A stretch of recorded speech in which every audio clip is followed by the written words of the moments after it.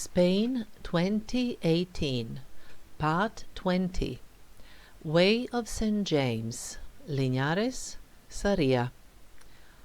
Following the afternoon rest, I walked around the albergue in Liñares, still trying to move my head minimally in order not to have new vertigo episodes. I did not feel like venturing out, although the weather seemed stable, but looking out through the window, I still had the impression I was somewhere in Serbia. Near the hostel there was also a barn, and it was rather cute when I saw a cow shyly peering from there. As I was walking like that, suddenly I saw the Korean girl with whom I had shared the hostel in Trabadello and who encouraged me not to give up earlier that morning. She was truly happy not only to see me again, but also to see that I had decided to continue after all. Also, at this albergue I met some more of my geographic neighbours, so to speak, a couple of Hungarians from Pécs. The young man was rather quiet, but the female part of the couple was quite talkative, and the two of us had a nice chat. Meanwhile, Francesca started to prepare early dinner, and since we knew from the experience that we tended to have surplus food, this time we succeeded in convincing the girl from South Korea, who could not join us for dinner the night before, to do so now. It was a fine company, and after the dinner Gabrielle volunteered to wash the dishes so that I could continue to rest. We all went to bed early that night, and in the morning almost everybody was gone by the time I got up. I slept long and well that night, and that was exactly what I needed. Since I was completely alone for a while before incredibly dear and helpful hostess Lola came, I took an opportunity to make a couple of photos within the albergue in order to post them later together with comments. Namely, regardless of the problems with my physical body, people often wrote to me saying that what I was doing was fabulous, and that they would like it if something like that existed in our country too. So from time to time I mentioned some, if I can say, sobering aspects, primarily linked to the accommodation and some of the perks that exist in some of the hostels. The Way of St. James is a pilgrimage with a very long tradition, over 1,000 years. Needless to say, the pilgrims did not always travel with the comfort provided by the 20th and the 21st centuries, but it is important that this incessant flow of people kept creating conditions which, along with the economic and technological prosperity of our times, have led to what nowadays constitutes a serious logistical support to the pilgrims. Also, my intention was to mention occasionally ballpark prices as information for those who would like to go on a journey like this. At some point, Lola came and she started cleaning up the hostel and preparing it for the new wave of pilgrims who would start coming later that day, but she did come out when the coach by which I was moving forward came in order to see me off. So that day I moved on by coach, and I went directly to town Sarria, which means that I skipped 2 walking sections. The idea was that I spent 2 nights at the same albergue in order to have my head stabilize, and Francesco and Gabrielle would join me there on the second day. Looking from the coach, I did feel sorry that I was not walking through those wonderful landscapes, but I comforted myself, saying that this was prudent, and not walking for 2 days would do me good. When I got out of the coach in Sarria, it turned out that a Spanish woman also came by the coach, and now the two of us were going in the same direction, since we chose 2 hostels that were one opposite the other.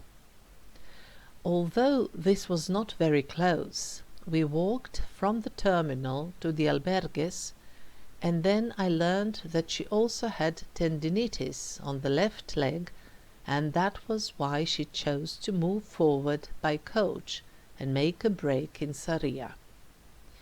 While I was carrying the big backpack, as well as the small one, which I completely clearly felt as the heavy weight pressing on me, I wondered how I managed in the first place to carry all of that plus 4.5 kilos of things during the first 2 days. Now, when I was thinking of my beginnings on the way, I didn't know if I was barking mad, or I just didn't know what laid before me. But although I was certainly glad that I had got rid of the surplus, and that I was regularly sending my big backpack by organized transportation, I was none the less proud of myself for having endured those 2 days at all. When I reached the albergue, I left my big backpack in the room, and sat in the restaurant that goes together with the hostel, in order to eat something.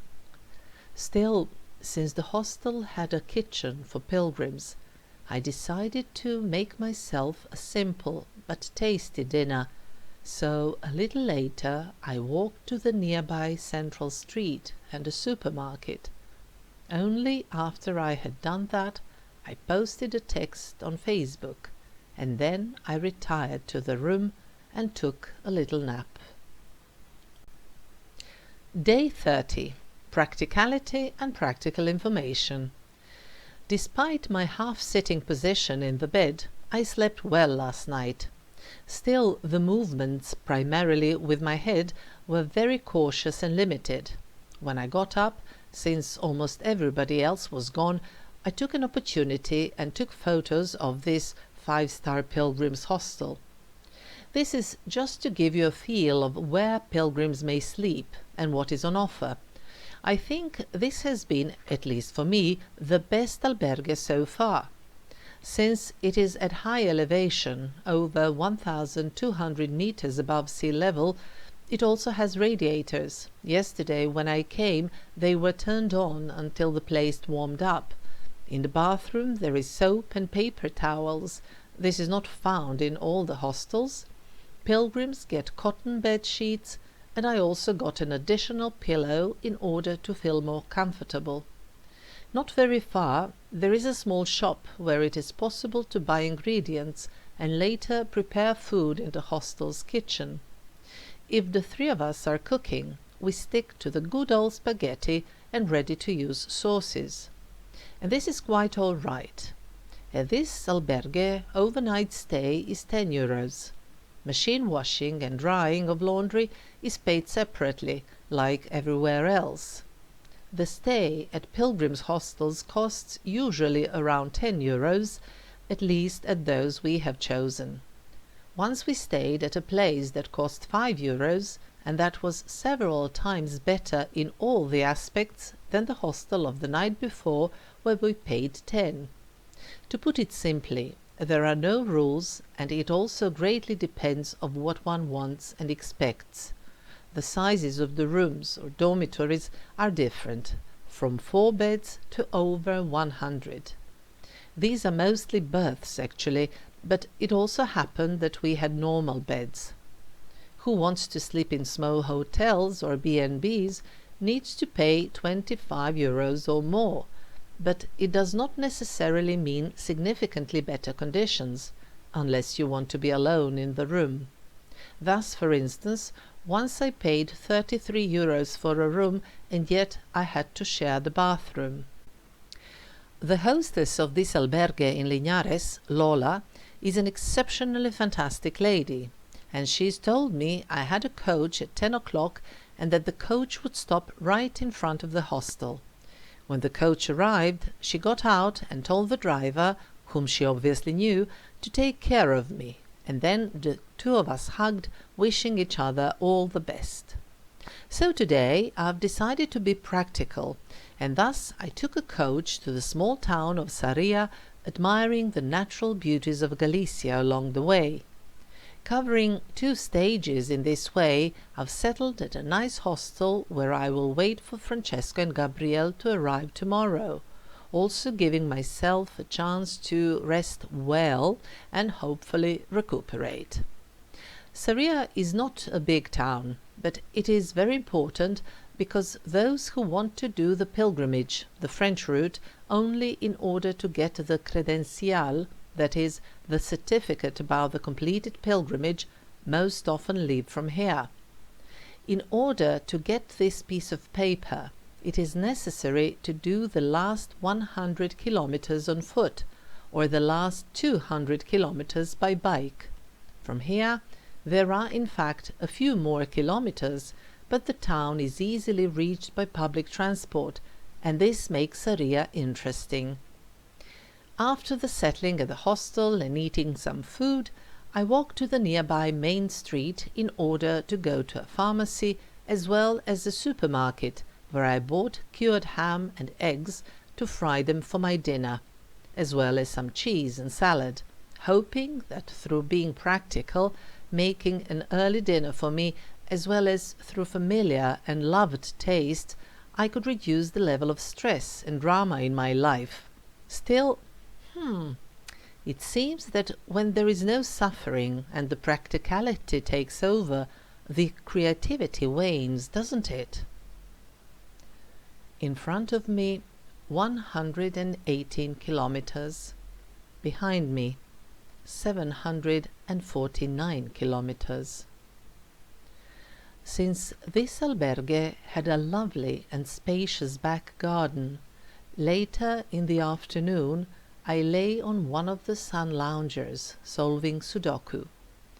Just like Francesco, I myself bought a small booklet with the puzzles, and that was a nice way to kill the time. While completely immersed into the solving of the puzzles, I didn't even think about moving. Of course, since the garden was an attractive place, I was not alone, and soon I was chatting with other pilgrims who also enjoyed the pleasant sunlight, loungers and chairs, in order to rest and get ready for the following day. Thus, for instance, I talked with Marina, a very nice Italian who spoke perfect English, so I could relax my brain a little and not only my body. There were also some Americans with whom Marina had very cordial relations, since they often walked together, or at least they spent the nights at the same hostels. This was so familiar to me, and I just thought that everybody on the way had their own Francesco and Gabriele. I missed my friends. Then Marina and I started to talk with one woman from Germany who had major problems with her feet. As an expert on this subject, I did the check-up of sorts of a toe puffed from a blister and gave her a couple of practical pieces of advice. While the 3 of us talked, it turned out that the German woman started from Astorga, and Marina from Saint-Jean-Pied-de-Port, the typical starting point for the French route. I felt very proud that out of the 3 of us I had most kilometers behind me. Afterwards I made myself a salad and fried the thin slices of cured ham, covering them with eggs, thinking how this was both very tasty and very good for me, since it was full of proteins. I was actually just giving myself the pep talk. And that tasty combination not only filled my stomach physically, but also my entire body was filled up with a feeling of satisfaction in a rather primordial way. Very pleased, I withdrew to my room early in order to sleep for as long as possible. Here, too, I got 2 pillows in order to be able to keep both my head and the upper part of my body up, but in this hostel the upper berths were placed rather low above the lower ones, so I didn't have too much space. Still, I managed to find a good position for me. That evening I met Maria, a Spanish woman with whom I shared the room. She had taken the decision to stop walking on her way, since she had a very severe inflammation of the Achilles tendon. She had been to see a doctor, and she had also spoken with her husband, who was a physiotherapist, and who had told her, on the basis of her description of the problem, that she should go back home at once. It could be seen that she suffered, not only physically, but also psychologically. I consoled her as best as I could, and soon after I fell asleep. The following morning I woke up early, but it was already the daylight. Since I did not walk along the way that day, I stayed in bed for a while, working on Sudoku. A couple of pilgrims had already left. At some point I saw Maria sitting quietly on her bed, while tears ran down her face. It was clear that she was unwell. Soon we started to talk, and she said she had a train to Madrid to catch a little later. I offered to help her get to the railway station, but she said she would see if it were possible for the railway company to assist her. As it turned out, she called them too late. I told her not to worry at all, and that I would see her off.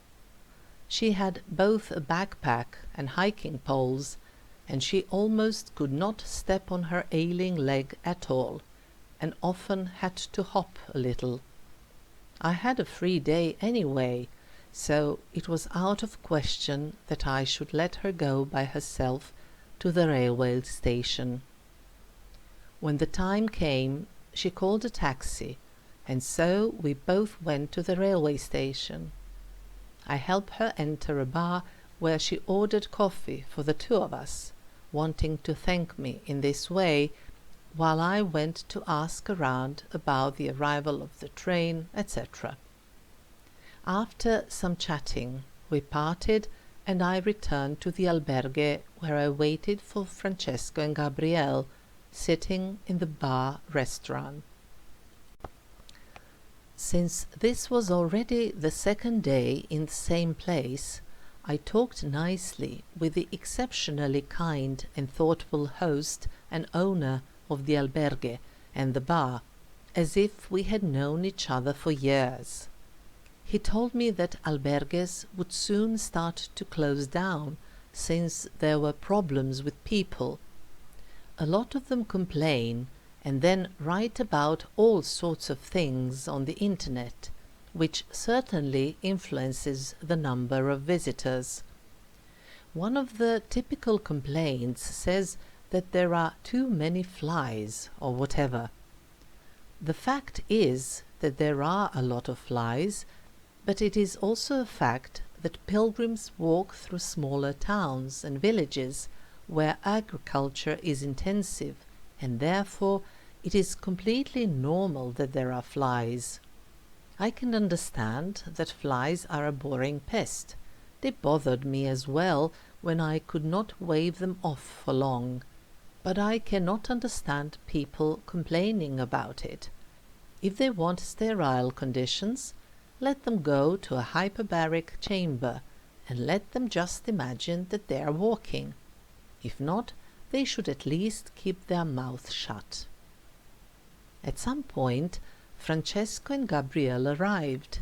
They first rested and refreshed themselves, and then all three of us moved to a room that was new to me, since we got a triple room, which was a proper luxury on this journey. Still, before the afternoon rest, all three of us went to the supermarket to buy additional food for dinner. While doing this, we saw again those two Spaniards who travelled with a cart and a donkey, but there were also other 4- and 2-legged friends.